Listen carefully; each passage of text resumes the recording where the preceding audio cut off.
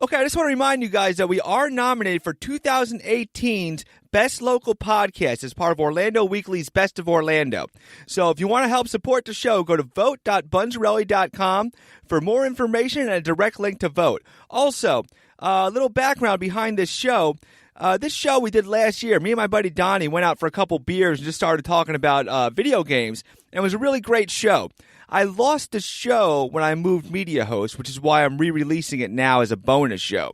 So you may have heard it before. If not, take a listen. It's really interesting. We have a really engaging conversation, and if I didn't learn any from this, I want to do more of this down the road, but I just want to get some better equipment. But anyway, if you want to support the show, there's a couple ways you can do that. But if you go to Bunzerelly.com, we got T-shirts, we got all our shows up there. But also, if you want to support us without spending any money, there's an Amazon link. And if you do your Amazon shopping through there, we get a little kickback, and it doesn't cost you anything extra. So thanks for your support, and go vote, and check out the show. This is the Bunzerelly Show.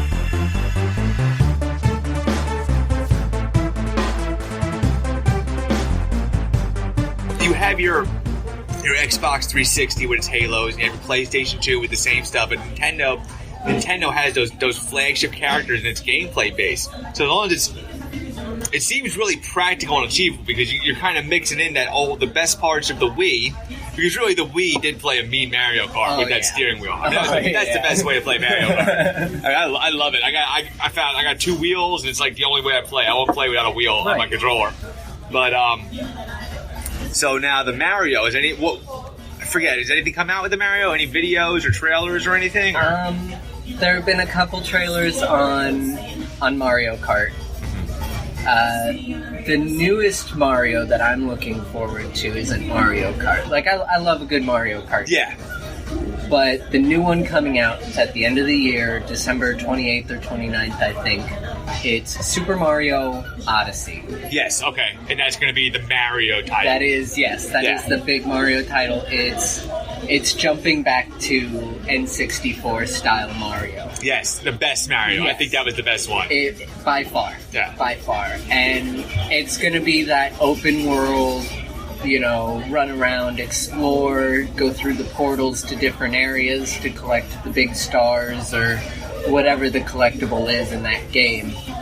And it's really cool. It looks like Mario's going to be getting some new abilities. Like he'll be able to throw his hat out and make a platform. I did see that. That's right. So it's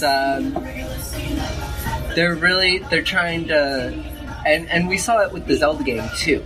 They're trying to go back to squared Nintendo, the very, basics, their roots, but at the same time pushing forward. I think Nintendo was the first to really do that 3D, that 64, that 3D environment, right? Because PlayStation and Genesis came and started giving a run for their money with the side scrollers, but not a run for their money, but started competing with that.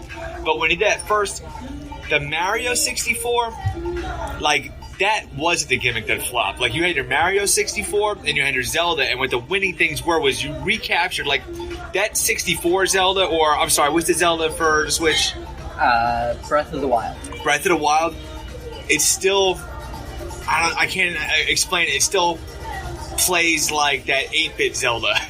It's still the same, the puzzles, something opens up, the this and that, the dungeon. The Mario is still, like, a little different, but it's still a progressive thing, and you get your stars and everything. It kind of really started that, like, go back to a level and achieve different goals and everything. Yep. And I remember Banjo-Kazooie. That was ahead of its time. And even they went back to side-scrollers. Donkey Kong Country. Oh, that was an amazing side-scroller in its day. Down on some Donkey Kong. Oh, my God. I play rap music and just turn the music off on Donkey Kong and just be freaking like, it was beautiful, and it was like clean, and it was immersive. Like, how can I explain it? There's something in a game when, like, it's so immersive that, like, when you throw a barrel and it hits somebody, you can, like, kind of feel the bounce.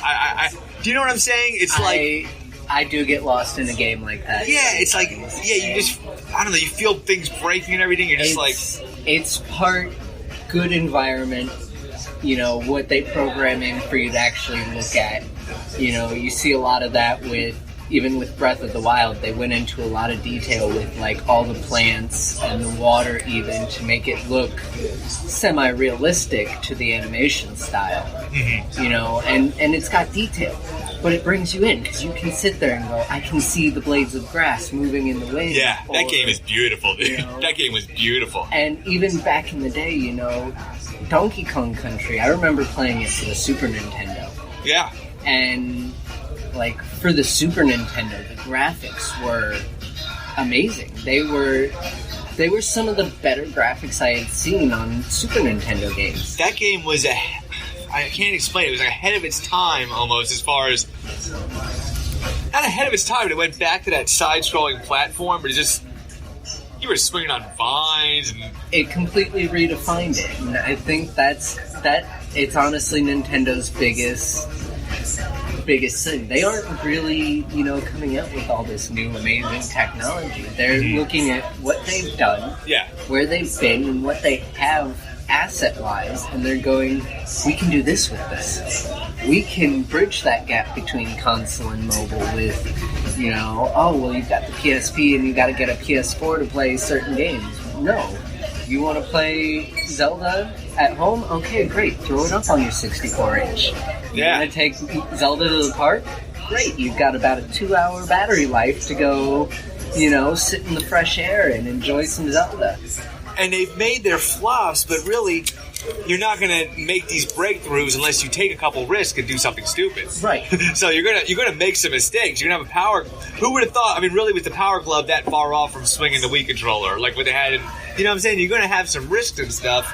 But so let me ask you this: as far as I'm gonna get back to the Switch, but I don't know. Did you ever mess with Mario on the iPhone? I did not. Okay, so I did. I played it, and I thought it was great. It was great how they converted it to a one-handed gameplay and everything. Right. I got to a certain board, and they wanted $10 for it. Okay? Now, I would pay $10 for, like, you give me something like the full controller Mario 64 thing, but it's like, and I think Pac-Man made the same mistake. And let me go back for it. I think a lot of the older guys, the guys that have been in the game, don't understand the iPhone market, the smartphone market. Right. Because you have Angry Birds, which is destroying everything. But what they do is, it's a 99-cent game. Even Angry Birds 2 was free. What they have is the in-app purchases. Yep. I don't do in-app purchases, but obviously somebody's doing it. Somebody's getting the money to spend and they're doing it. But I don't, like, even Pac-Man. So if Angry Birds is free, Pac-Man is $5. So I'm not talking about being a cheapskate. I'm talking about the practicality, because they're probably not moving Pac-Man like they're moving Angry Birds. Right. Make some in-app purchases, or make something, or just take the 99 cents. And if you made Pac-Man 99 cents, everybody would have it on their phones. Yeah. So my question is, I think $10 might have been a little.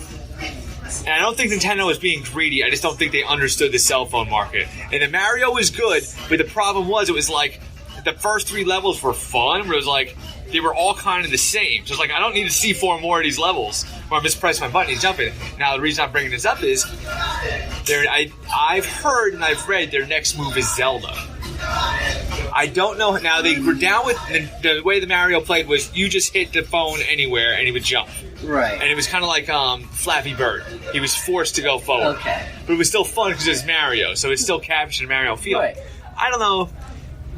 The only thing I could do if it's a top view, like the original Zelda, and they make them very simple to move and very simple to hit the sword. Right. You can't make it look like Breath of Fire on the phone. It's gotta be a simple Zelda. Right. And it would just fine. An 8-bit Zelda on my phone. Now I would pay $5 for that. I wouldn't pay $10. Really, I know it's a small thing, but it's a game on my phone. I think if you're gonna do a Zelda like top down like that for the mobile, have the movement more like Snake. So he's constantly moving forward. Okay. And you swipe left, right, up, down, that kind of stuff. Turn him, and he'll move in that direction. Mm-hmm. You know, because in 8-bit Zelda, original Zelda, you could only go up, down, left, right. There was no diagonal movement. There was no real, it was, you were stuck by a D-pad on the 4 cardinal directions on the movement. So if you move it more like a snake kind of thing and have it as a tap for like the sword. Yeah. Because in Zelda, when you had full health and got the Master Sword, whenever you'd swing your sword, you shot a little laser. Yeah. So it could be something like that, where he's got the sword, and if he's at full hearts, he shoots the little laser. And I have no doubt they'll design it well. I'm just curious about, like, if they're going to figure out the pricing on these games and, like, the marketing on them. But I remember that now with that Pokemon Go, that was their first. That started everything. But I don't think they charged a lot for that. Was that a 99-cent game or free or something? It was a free game. But okay. There were in-app purchases. So that was the Angry Birds formula. Yes. So, Mario, I think Mario, I have a feeling somebody was like, we're not giving away Mario for 99 cents. No. You know what I'm saying? In their head, it's like their ego. What I think was happening is they didn't get the projected numbers like they wanted. They didn't have as many people download it as they thought. Mm-hmm. So to make up the money for all the time spent programming and that stuff, they're just charging a lot more. Like with Angry Birds, everyone wants Angry Birds. It went so viral so fast. Yeah. Everyone was downloading it. So 99 cents makes sense when you're getting 100 million downloads. And when you're getting like maybe 100,000, that's when you've got to consider where your pricing's at. Because if you're only charging the 99 cents, you're losing money. Mm-hmm. But if you offer it free up until a certain point and offer to sell them the full game, then people are more like, well, I liked this game, so I'm going to buy it. Or I didn't like this game, I'm not going to buy it. And that's where it comes down to, if they liked the game enough, they're probably willing to spend $10 to continue playing that game. But I liked it, but I played like the first 4 boards, and they're really kind of the same. So I'm like, well, what else? I can just play this over and over again. Kind of like Pac-Man. Well, I'm not going to buy the full game when every Pac-Man board is the exact same. They just run faster and faster. Hopefully they figure out, they're Nintendo, they're smart, and they might learn, because you had a big success with this. Mario is different. I'm sure they have a smart group of people, like everything else we said they do. They make their mistakes, they come back, and they do something smart. But there's also a difference between a casual gamer, like, okay, so you're into video games, you're a big enthusiast. Me, where I'm at, I'm just more of a casual, like, I play the Angry Birds, because I got a half an hour break here or there. I'm just by myself. Or I'm in a doctor's office. Kill some time. Yeah, I don't. And there's nothing. I'm just saying that's how I am. Right. You being a full immersive video game player, still you're gonna go and get your Switch. You're not gonna worry about it, whatever's coming out on the phone. Right. You know what I'm saying? Like, you'd rather buy yourself a new, like, the next Mario than the next, like, Zelda game. So that's why I'm thinking. That's where I think the fluke is in the marketing. I don't know. I'm thinking they're going to figure it out. I just don't think. I think this mobile phone business is just new to Nintendo. Well, you also have to remember, Nintendo's demographic is very devoted players. They have always sold to hardcore Nintendo fans, and that's why they keep bringing back the same characters and revamping old games, and that's why we're on Mario Kart 8 and Mario Party 10. And it's a winning formula. It works. Right. Exactly. Yeah. And the gamers who like those games, the gamers who are invested and devoted to Nintendo, they're probably willing to pay $10 for a mobile app game. Mm-hmm. Me personally, I went out, spent the $300 on the Switch. It was another couple $100 for the extra controller and the 2 games, and I was fine with that. You know what will translate, not to interrupt you, but you know what would translate great is Mario Kart. Yeah. That's a no-brainer, and I'll tell you why. Because the way Mario Kart plays, have you ever played Angry Birds Go, or seen Angry Birds Go? Yeah. You just turn your phone and you're turning the car. So all you need to do is hit a turtle shell, and it doesn't matter where you press on the screen, so it doesn't have to be the lack of controller. It could be the greatest thing ever. Mario Kart on the iPhone, now I would pay $5, maybe $10 for that. Oh, yeah. But they could also make you, like, what they could do is, if you go back to the in-app purchases, make you unlock like the motorcycle or the different cars, or unlock buy Luigi or buy different characters. If they were gonna do something like that, I think they should do it free to play with optional In-app purchases. An optional premium. Okay. So you can play completely free, earn credits and currency within game to unlock everything. Mm-hmm. But it's going to take you forever. Yeah, gotcha. But like Angry Birds, the Angry Birds they formula. offer you that in-app purchase, that premium. It's, yeah. Hey, we're going to set you up with some extra characters, a couple cart customizations, and this much currency so you can do whatever you want with it. And that formula works. You know, exactly. It works for Angry Birds, because I'm not buying 100 Eagles, but somebody is, because they're obviously still doing it. I've paid for in-app purchases before. I won't pay anything over $20 in an in-app purchase. And that is generally, I play a game called Clash of Clans. It's one of my other... I get into it, but I've paid for currency on that because I'm really into it. I'm ready. Yeah, and that's what you're doing. I want it, you know. And I think that's what it comes down to. Like, as a casual gamer, you wouldn't be tempted to buy stuff for a game. You know, you get this digital content that you can only use within this game, but you've paid real money for it. As a casual gamer, I could understand where you're thinking, like, hey, wait a second now. Yeah, but like Angry Birds, I could play Angry Birds, and I'm not going to do the in-app purchases, but what I like is I don't need them to progress. Right. It'd make it easier than if I was really just addicted to playing. I bet people are. Other people are into it, and good for them. I'm just not. I'm more of a casual thing with them, but I don't like it when you need to purchase to progress. Right. You know what I'm saying? I like more of like if you want to really get ahead and you're into it, and it's a winning formula because Angry Birds, I think Angry Birds, and I'm not like, I just think Angry Birds mastered the cell phone game. Yeah. I think they just got it down. They make some dumb ones. But you know, even the games that I think are dumb, somebody else is playing. Like there's an Angry Birds RPG. There's the racing one. I wasn't really into that because I like Mario Kart, so it's like a half-assed Mario Kart. I've played the RPG one, and it's pretty fun. It's cool. It's just I don't have the time to dedicate to this RPG. Even Zelda, it's like you get to a certain point in your life, and it's like I can't. You know, it's different when you're single and you're just sitting by yourself. But you got kids and stuff. It's like, oh yeah, you don't play Zelda for 2 weeks. You get back, I'm like, what cave am I in right here? Like, I have no idea where I left off. My dad found that one out the hard way. As soon as I was able to hold a controller, I wanted to play. So he used to give me a controller that wasn't even plugged in, and it took me like a week to figure it out that hey, I'm pushing this button and nothing's happening. So that's when he bought me my first Game Boy. I was 5 years old. I was 5 years old when I had my first Game Boy. I was playing old school Nintendo NES system, the big old gray brick, when I was like 3 and 4. You know my favorite game? It just popped in my head because you were talking about the Game Boy. I remember the one game I was so excited came out for Game Boy. I don't know why they haven't done it for the iPhone better, for the mobile. It's such a simple game. Rampage. Rampage is my favorite game. The 8-bit one was great, and the only reason why I can't play the 8-bit one anymore is because the other ones were just such big improvements.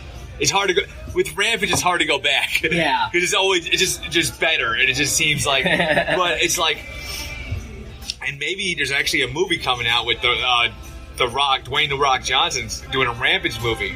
So now, if you bring it back, I mean, that phone. That game was made for mobile phones. Yeah. The gameplay is so simplistic. The only Rampage you could get on a mobile phone is the 8-bit port on a very tiny. It's like this midway. You could buy these other games. Yeah. Like they just don't translate well as far as the controller to a phone. That game needs to be revamped to work with a smartphone, and it could be awesome. You know, and they really, honestly, there's a big movement right now for retro-looking games, 8-bit style, 16-bit style. It's all making a comeback. Yes. Because it's... I mean, my generation is getting up to that age where we're kind of the adults now. Mm-hmm. And, you know, we grew up on that 16-bit into the 64-bit. And my dad, you know, right before me grew up with the 8-bit and 16-bit. So, you know, now we're on, like, 1,000 or some odd bits because, you know, graphics, right? Yeah. But, I mean, if you take that 8-bit retro style look and gloss it over with an HD finish, dude, it would sell. Well, the problem is this. The problem is when you straight, like, Midway, I think this was Midway's mistake, because Midway had some great games. But they made this Midway arcade for the phone, and you can't just straight port those games over without a controller. You can't. Even if it's a simplistic gameplay. Because games like Rampage, what else was it? It was Midway. It was like Joust, things like that. Yeah. You can't straight port them. When you make that little crosspad on the phone, it's never the same. You have to, like Mario, you have to change the control. There's a way to make it work. Oh, yeah. And, you know, there's a way, like, even Angry Birds could sense when you're turning the phone. The iPhone could tell when you're moving it. Right. So there's things you could do. You could make... Somebody can mix this formula together and make something awesome. The issue is copyright laws. And, like, I mean, a lot of the ports, they come from people writing in and going, hey, I can do this. Hey, this is what we're looking at. This is what we could do with this. It's ideas from people outside the companies. Because those companies, those people, the programmers and all that, they're cops. You think they're, like, looking at third-party developers to bring this stuff to a phone?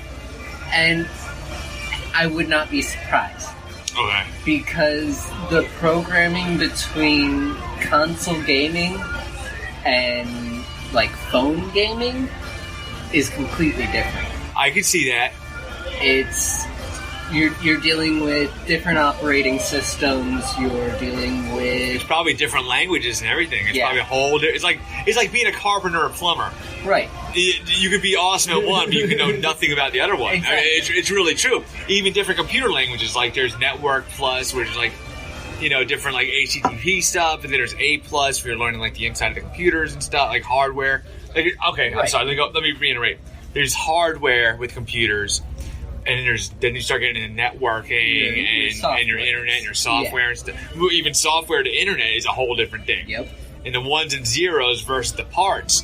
So now you're talking about, yes, it's probably a completely different... That's true. It's probably a completely different language, completely different coding and everything. So yeah, even like the ports to probably go to a third-party company to bring it over. So what I'm curious is even like now when you get like your Sonic games. So is that Sega developing them, or is it Sega? What they're probably doing is just getting different guys to work for Sega to probably look for guys that know these phone languages. Now with Sega and the whole Sonic, I think that's completely done in-house. Because the formula does not change a whole lot with Sonic. Okay. I mean, he really kind of stays pretty basic, so I think that Sega actually in-house people. For other games, like with Nintendo, I'm almost positive they contracted a third party to program through their phones and stuff. Because with Pokemon Go, they actually partnered with Ingress. And that was, or not Ingress, Niantic. And that was their third party.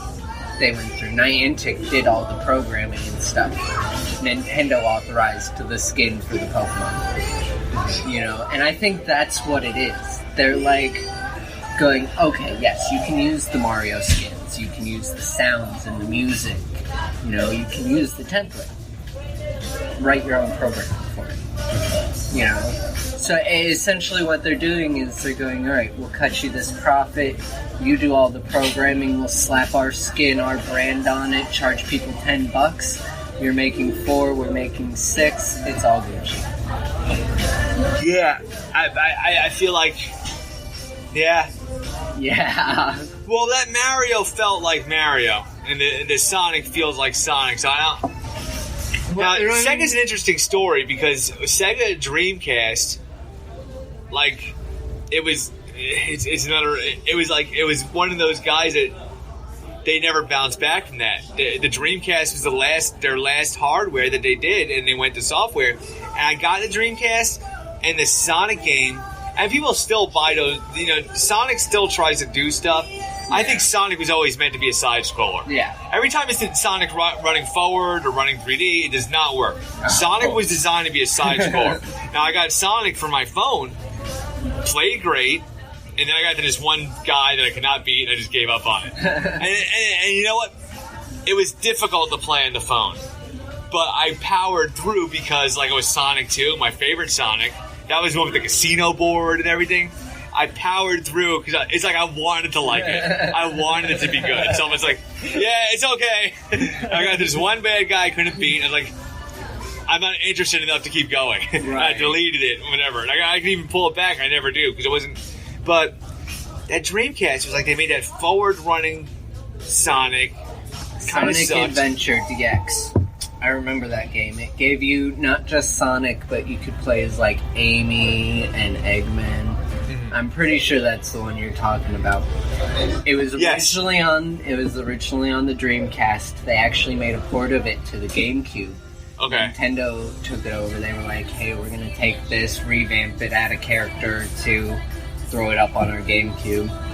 And I mean, even between the Dreamcast and GameCube, they had to change up their programming a little bit and rewrite the software so it actually cooperated with the GameCube. Now I'm thinking back to it. That Dreamcast, they thought outside the box. They did some weird stuff. They were like, there was a little cartridge that went in the controller. Yeah, and it was a little 8-bit I was about something. To say, that controller though. It was so stupid.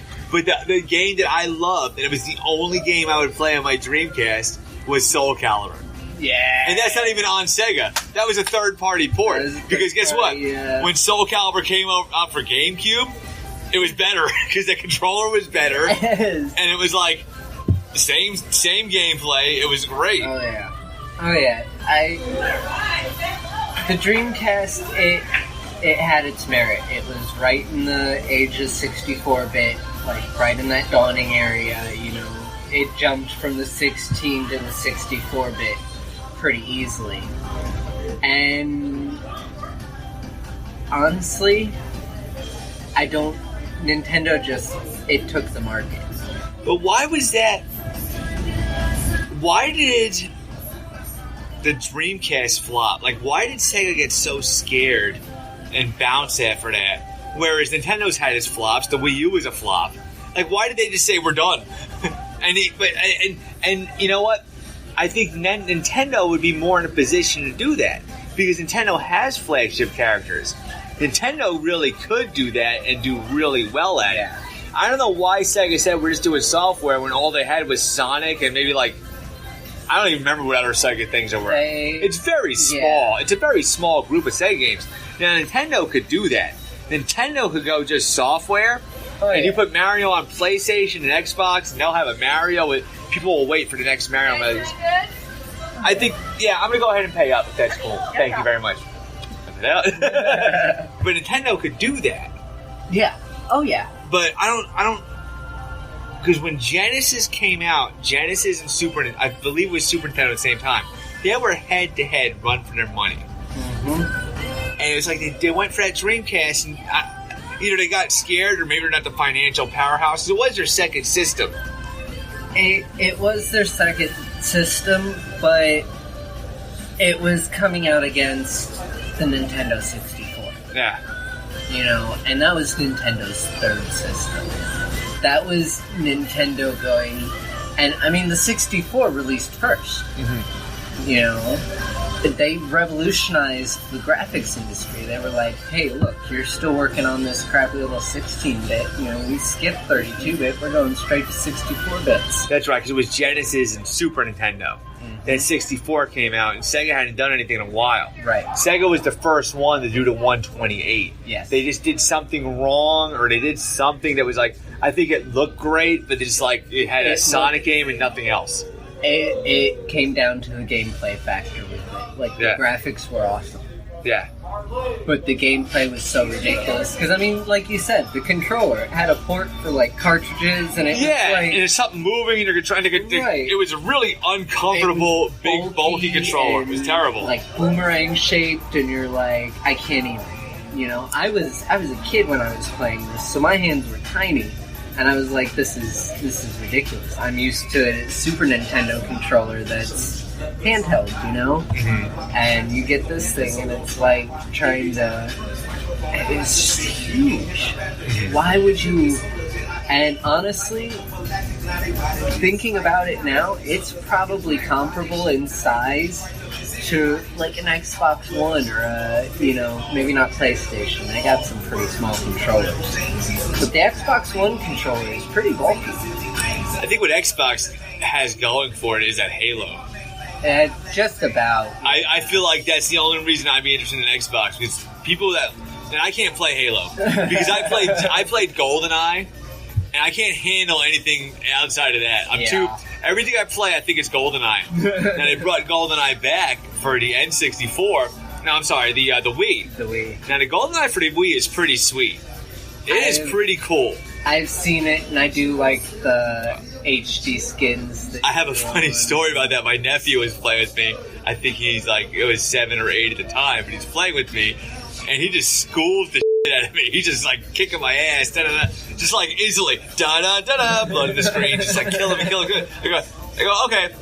I go, let me try it different, because I got the joypad, like the one that's a classic controller, right. And then I found like the gun thing where you make it, and it plays in both of them. I'm like, well, let me switch it up. He goes, here, I'll switch up to the gun thing. It's a little harder, because he wanted to give me a handicap. Right. Still, but there's still smoke on my ass. It's like ridiculous.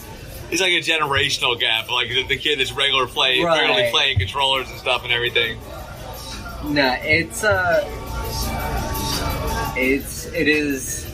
And honestly, going back to controllers and the Switch, I like what the Switch has done with their controller. The fact that they've decided to take the two-handed approach where each hand has a piece of the controller, kind of like they did with the Wii. You know, it does come with like a grip you can throw them on, and it's like an actual controller grip. Mm-hmm. But, I mean, if I'm sitting there at home, I'm not using the controller grip. I'm lounging in bed with one controller in each hand, with each hand at my sides, because it's more relaxed for me. It's how I can, you know, relax and chill. Mm-hmm. And some games, it's like, yeah, I want that controller grip. But otherwise, you know, movement over here, most actions over here. We end up, you know, you can relax. It's not, you're not stuck right here in front of you. You know, with this controller right here, your arms have to be up holding this controller in front of you. You know, you can throw your arms down to your sides and still have, you know, still using each hand. It takes a little practice, yeah, because I don't know if you've ever tried to, like, just lay there and do stuff with your hands at your side. I could see it. I've done when the Wii has that controller, when it had the like the Zelda game. There you go. Thank you guys. so much. Have a good one. Like when the Wii has the controller on both sides, kind of like what is it? You know, the joypad that plugs into the right, the nunchuck. Yes, exactly. Yeah. The nunchuck that plugs into the Wii controller. I've done it, so I kind of get that process. I did it with Zelda. Right. You do get the hang of that, so yeah, I can understand that physicality. But what are you most looking forward to with this system, and what do you think's... let me tell you my thoughts. Tell me your thoughts. I think with this, as far as the Switch, I think people are catching on. Because I saw yours, I'm like, okay, wow, I'm all on board for this thing. I even understand the way the pricing was a controller. To go back to my Facebook post, like, okay, it's 2 controllers. That makes more sense. Right. Because I understand with technology, it's so funny, because even like the first Wii, the controllers are not going down in price. Oh, yeah. Because the technology is expensive. Yeah. It's an expensive technology to make, so I understand that. This one's a little more, so okay, you're actually spending like $60, but it's 2 controllers, whatever you're spending. Now I understand it more, and it's more worth it. You know, it's not just the fact that they're the controllers; they've got the Bluetooth connectivity. Oh yeah, that's where a lot of that price comes. Yeah, right away. It's the Bluetooth antennas in each controller. So my thought is this, and you probably might feel the same way, but as long as they have to keep coming out with the strong titles, their flagship characters, they need they're doing the Mario Kart. They need a Star Fox. Yeah. I think every Nintendo needs a Star Fox. Because Star Fox is awesome. And Star Fox would also translate to mobile great. Yes. But they basically can't stop. Now, what I haven't seen with this Switch, and you correct me if I'm wrong, is the third-party guys coming in. Like, like your EAs and stuff like that. Because that's something where PlayStation usually gets the edge. It was always with Nintendo, the stigma was the third-party developers sometimes get scared away when they did these innovative computers because it was different to develop the software for that computer. Yes. Like, you can make an Xbox game and a PlayStation game with just, little adjustments to the code and it works. But then you got to do something special for Nintendo. And some people are on board and some people aren't. Right. But now this Switch, I could easily see a Madden on. I could easily see an NHL.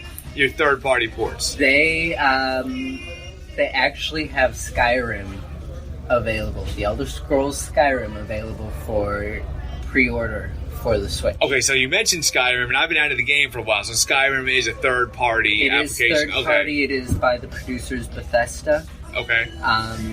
They're the same people who did all the Elder Scrolls, the Fallout games. Okay. And they've had a hand in some other big-name games, but their most notable, as I said, are the Fallout and the Elder Scrolls games. But they are actually porting Skyrim to the Switch. And it's not the only third-party game we're seeing. We're seeing a lot more indie games coming in. Minecraft, they actually released Minecraft on a Nintendo system, and it hadn't been done yet. Mm-hmm. But, it's $30 like it is on any other system, and it's got the DLC skin packs and stuff, and the texture packs that you can still get. Mm-hmm. Like I said before, it's running on a graphics card and processing engine that is comparable to the Xbox 360. So we are going to see a lot more third-party games showing up on the Nintendo console because the programming isn't that unlike the 360. They have to change maybe a couple lines of code and things will run semi-smoothly, updates to fix bugs and stuff like that. But we should be seeing a lot more third-party games coming to Nintendo because their technology finally competes with the other consoles. Mm-hmm. And that was always their issue, was their graphics and their processing power always ran behind the other consoles. So while all these third-party games are being made for the Xbox and the PlayStation, they're being made with this high processing power, this high graphics card. They're being made with that in mind, and you try to switch it to Nintendo with a lower graphics card, a lower processing power. It just doesn't work. It wouldn't run the game smoothly. So now that we're seeing things running more smoothly and with higher power from Nintendo, Skyrim's a huge game. It's a big, See, I didn't know that. It's a big open world game. Okay. The map is huge. So if they're getting these third parties, I would say I think this. They might actually be a force to reckon with this type of round. Usually they kind of just float along. I think the last round, even with the Wii, they were kind of like holding their own because they were Nintendo, but they were holding their own against. It got a little scary with that Wii U. Yeah. Because my prediction was they're going to make it software. Yeah. I was like, if they don't figure it out, you're going to see Mario on the Xbox. There was talk for a long while before the Switch was even announced. The 3DS had come out already, and the new 3DS was in the works and had been announced. But before the Switch was even announced, Nintendo was talking about dropping out of the console game and switching straight to handhelds, continuing their DS track for as long as it would take it. And I think that's when they came up with the idea that, like, wait a second, why drop out of the console game when we can take our handheld and turn it into a console? It's so funny how they went from that Wii U. It's like they just pulled the plane up and it's like, oh, wow, we're back, baby. It's like, it's good for them, man. I mean, I'm glad. I want to see them do well because I've always been a Nintendo fan, and you told me you too. I mean, it's like there's a certain kind of player that's like an Xbox player, a PlayStation player, but then you get your Nintendo player is a Nintendo player, and it's just. I think we're both, the one commonality we have is we're both Nintendo players. But exciting stuff, Donnie. It's been great having you on the show. So, thanks a lot, man. But look forward to, we're going to have you on again, man. But some cool stuff going on in the video game world. So thanks for your time. Thanks for being on the show. I appreciate it. And I'll be looking forward to the next time I get to sit down and talk with you.